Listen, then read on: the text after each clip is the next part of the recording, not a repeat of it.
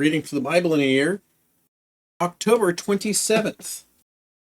2 Kings chapter 8, 1 Timothy chapter 5, Daniel 12, and Psalms 119, verses 49 through 72.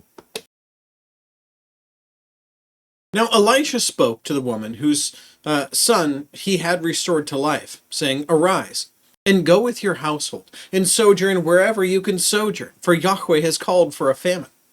And it will come on the land for 7 years."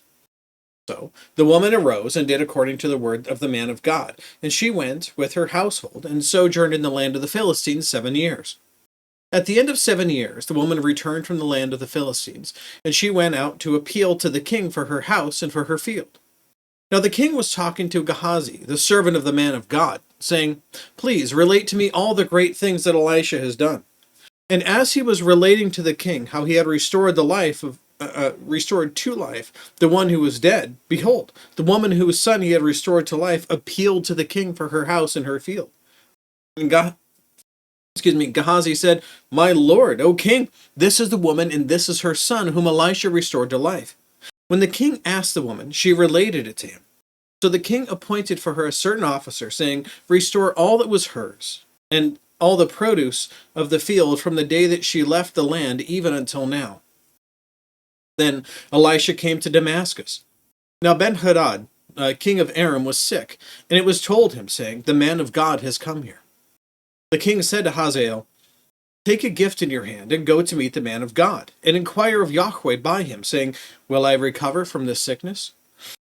So Hazael went to meet him, and took a gift in his hand, even every kind of good thing of Damascus, 40 camels' loads. And he came and stood before him, and said, "Your son Ben-Hadad, king of Aram, has sent me to you, saying, 'Will I recover from this sickness?'" And Elisha said to him, "Go and say to him, 'You will surely recover.'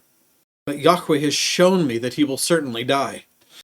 He fixed his gaze steadily on him until he was ashamed, and the man of God wept. Hazael said, "Why does my lord weep?" Then he answered, "Because I know the evil you will do to the sons of Israel.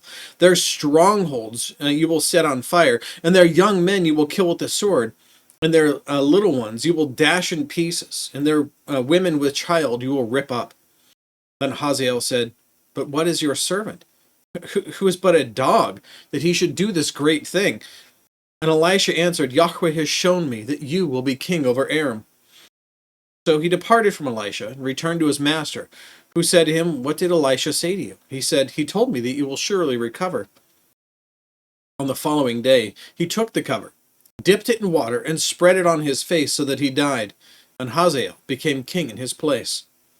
Now, in the 5th year of Joram, the son of Ahab, king of Israel, Jehoshaphat became the king of Judah. Joram, the son of Jehoshaphat, king of Judah, became king. He was 32 years old when he became king, and he reigned 8 years in Jerusalem. He walked in the way of the kings of Israel, just as the house of Ahab had done, for the daughter of Ahab became his wife, and he did evil in the sight of Yahweh. However, Yahweh was not willing to destroy Judah for the sake of his servant, since he had promised to give him a lamp to him through his sons always.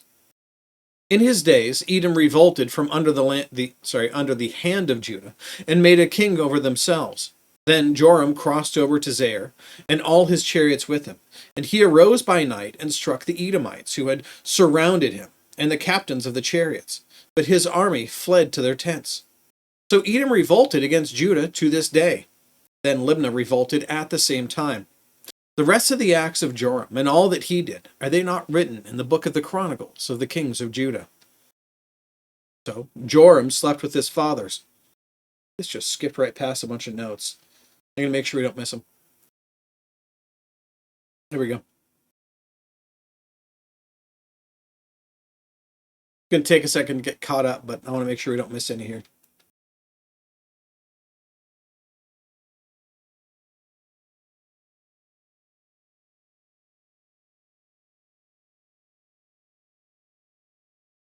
Lots of notes to scroll through.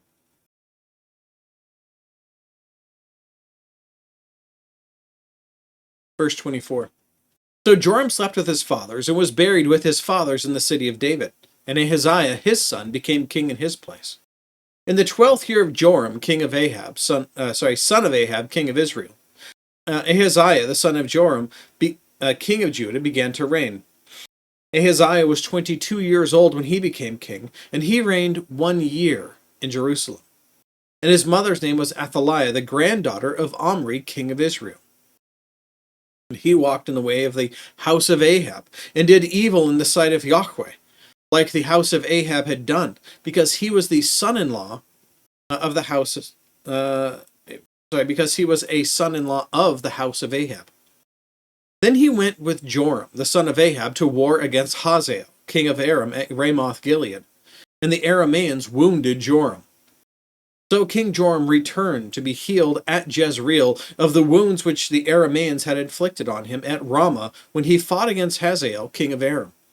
Then Ahaziah, the son of Joram, king of Judah, went down to see Joram, the son of Ahab, in Jezreel, because he was sick. And if it sounds like there's more to the story, there is. God willing, we'll go over it tomorrow. Now, 1 Timothy chapter 1.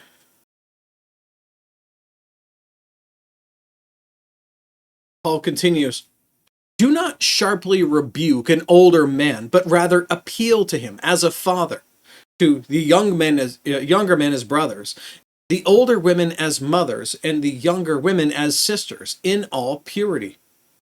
Honor widows who are widows indeed," meaning truly widows. This goes back to the fifth commandment, that you should honor your father and mother. Largely, it's when you have children, you raise up your children in the fear and admonition of the Lord. And as your parents get older, it is the responsibility of the firstborn male, to bring his parents to live in his house with him. And then he helps take care of them and takes care of their needs. This has two main benefits. First, it's that you get to give back to your parents the way they took care of you when you could not take care of yourself when you were a baby. And also, it creates a multi-generational household where your parents teach up your children the same way they taught you, and you can help them in the same way. It's a good thing. Now, for a woman who doesn't have children, maybe her children died, or maybe her children are refusing to take care of her as they're supposed to do under the law. That's what we're seeing here. If any widow has children or grandchildren, they must first learn to practice piety in regard to their own family, and to make some return to their parents. For this is acceptable in the sight of God. Now she who is a widow indeed, and who has been left alone, has fixed her hope on God, and continues in entreaties and prayers night and day. But she who gives herself to wanton pleasure is dead even while she lives. Prescribe these things as well, that they may be above reproach. But if anyone does not provide for his own, and especially for those of his household, he has denied the faith and is worse than an unbeliever. A widow is to be put on the list, as in the list of distribution to those who don't have anything, only if she is not less than 60 years old, having been the wife of one man, having a reputation for good works, and if she has brought up children, if she has shown hospitality to strangers, if she has washed the saints' feet, not literally, but it means taking care of the needs of those within the church, if she has assisted those in distress, and if she has devoted herself to every good work. But refuse to put younger widows on the list. For when they feel sensual desires in disregard of Christ, they want to get married, thus incurring condemnation, because they have set aside their previous pledge. That's the pledge to take care of those within the church, because the church is going to take care of their needs, right? At the same time, they also learn to be idle.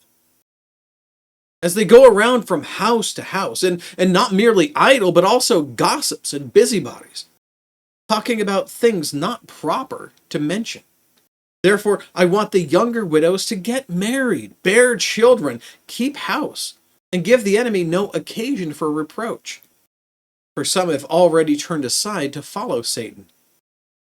If any woman who is a believer has dependent widows, she must assist them, and the church must not be burdened, so that it may assist those who are widows indeed. The elders who rule well are to be considered worthy of double honor, especially those who work hard at preaching and teaching. What is this honor? They should get paid, and they should be paid well. For the scripture says, "You shall not muzzle the ox while he is threshing, and the laborer is worthy of his wages." Do not receive an accusation against an elder except on the basis of 2 or 3 witnesses. Why is this? Well, this is replete through scripture. The idea that you have to have multiple witnesses for something to be said. And I'll say this, having worked in the church for many years and helped a lot of people, you get, and it's usually from pretenders, people who are in the church feeling good about themselves, but the minute you speak against their personal sin, they'll attack you. Most likely, when these things occur, it's normally only one person who tries to stir up trouble within the church and tries to attack people personally over some sort of slight that they figure that they've received from somebody. And so, in so doing, it's hard for them to drum up witnesses to agree with them on whatever it happens to be. So when someone comes against the church, this isn't about covering things up or anything else. It's about making sure that an accusation has some sort of truth behind it. There's a lot of things that are like this, where people will, out of spite or anger, especially in a church mindset, because, again, we're speaking directly to the heart. We're telling you the things of God, and every once in a while, we're going to come across something that's going to just stab at the heart of a personal sin you most likely have. And so because of that, what will happen is people will react violently, angrily, against that thing, whatever it happens to be, and they will attack you personally for it.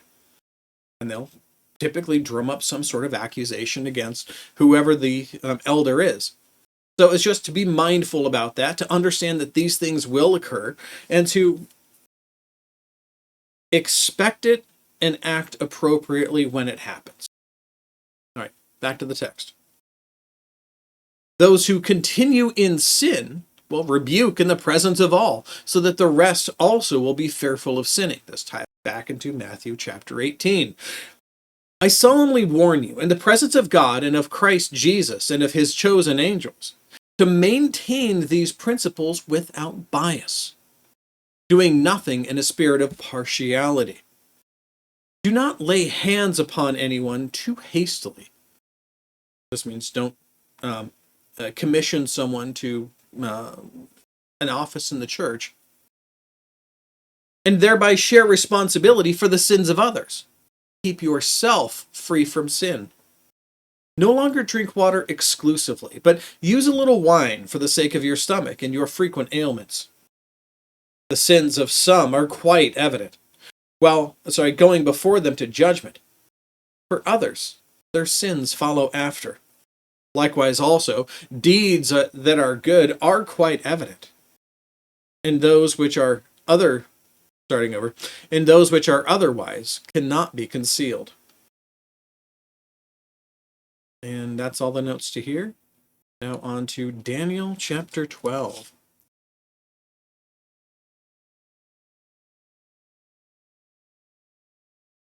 The angel relating these things to Daniel about the things that will come continues.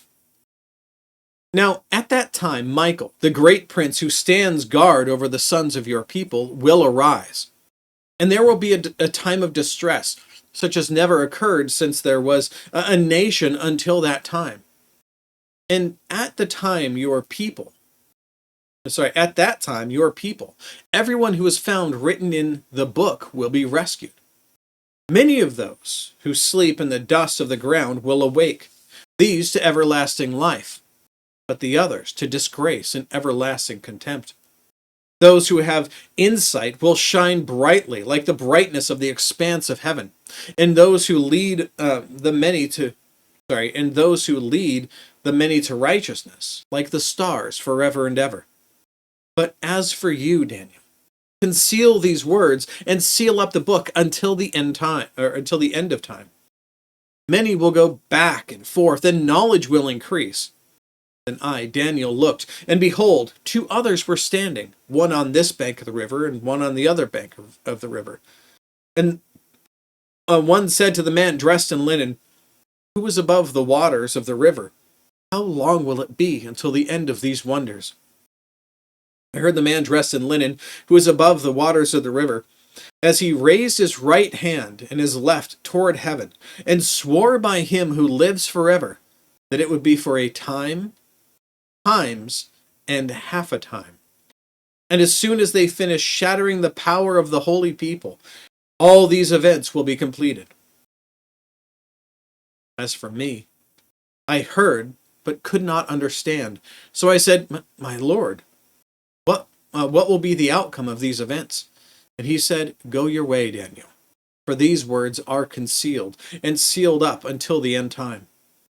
Many will be purged, purified, and refined, but the wicked will act wickedly, and none of the wicked will understand, but those who have insight will understand. From the time that the regular sacrifice is abolished and the abomination of desolation is set up, there will be 1,290 days. How blessed is he who keeps waiting and attains to the 1,335 days. But as for you, go your way to the end. Then you will enter into rest and rise again for your allotted portion at the end of the age. Including today in Psalms 119, verses 49 through 72.